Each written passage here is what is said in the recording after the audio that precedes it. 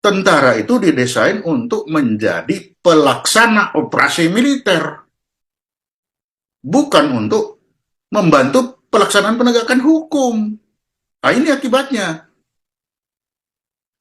Kalau kita sudah dia jadi pembantu penegakan hukum, ya jadi linglung. Ketika linglung ditembak, ya ini buktinya kan satu persatu mati.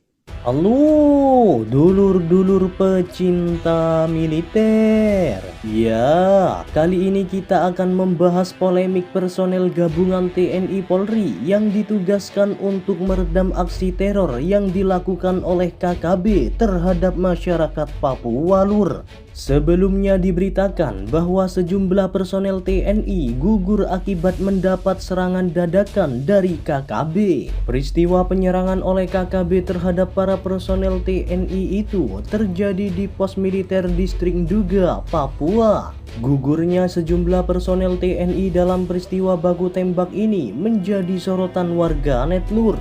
Bahkan dari kejadian ini, warganet sangat kecewa dengan kinerja TNI yang hanya menumpas sekelompok KKB saja dianggap tidak bisa. Ya, kita mengetahui bahwa KKB itu memang merupakan sekelompok orang yang bila dibandingkan dengan TNI, tentu jumlahnya lebih banyak TNI, bahkan dari segi persenjataan dan kemampuan bisa dibilang TNI lebih unggul daripada sekelompok KKB.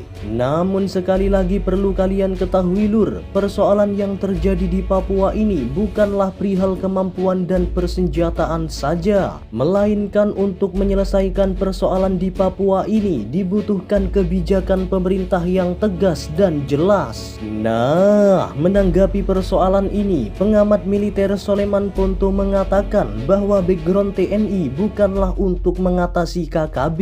Hal ini dikarenakan KKB menjadi bagian dari tugas Polri sebagai lembaga penegak hukum atau law enforcement. Maka dari itu, Soleman Ponto menyarankan agar pemerintah tidak perlu melibatkan TNI untuk menumpas KKB di Papua. Soleman Ponto menjelaskan bahwa apabila TNI dilibatkan dalam persoalan ini, tentunya hanya akan menciptakan situasi membingungkan yang menyebabkan TNI menjadi linglung. Sehingga akibat situasi yang seperti inilah yang menjadi penyebab mengapa TNI kerap kali menjadi korban atas keganasan KKB Lur.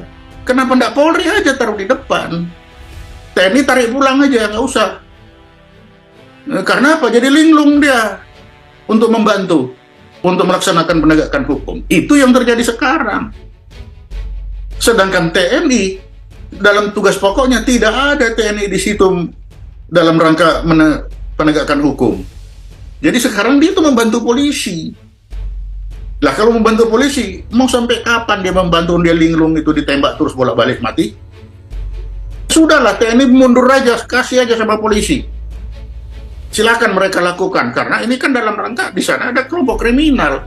Soleman Ponto juga menjelaskan bahwa berdasarkan pasal 18 Undang-Undang Nomor 34 Tahun 2004 tentang TNI, KKB merupakan sekelompok yang seharusnya sudah dikategorikan sebagai ancaman bersenjata, bukan lagi sekelompok teroris. Menurut Soleman Ponto, berdasarkan pasal tersebut, Presiden berhak untuk memerintahkan TNI dalam hal mengatasi ancaman bersenjata atau ancaman militer. Namun apabila Presiden menganggap status KKB masih sebagai kelompok terorisme, maka background yang cocok untuk menyelesaikan persoalan ini adalah Polri. Namun nyatanya Presiden masih tetap saja melibatkan TNI untuk membantu Polri dalam rangka sebagai pembantu penegak hukum.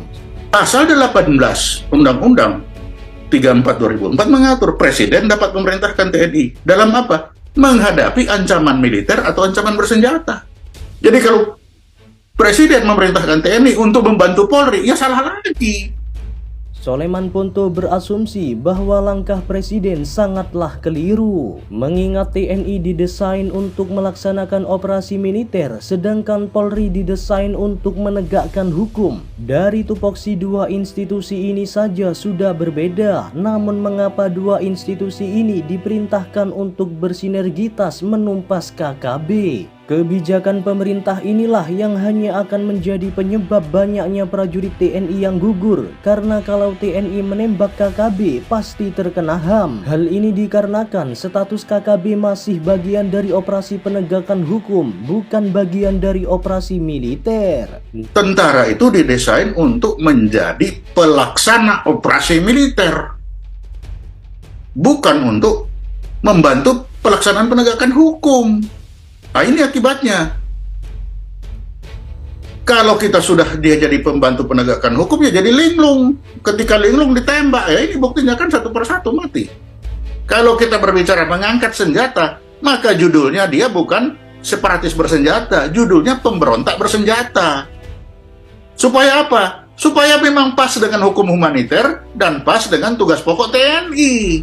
Nah, bagaimana menurut pendapat kalian lur terkait pendapat pengamat militer Soleman Ponto ini? Baku hantam kalian di kolom komentar ya lur.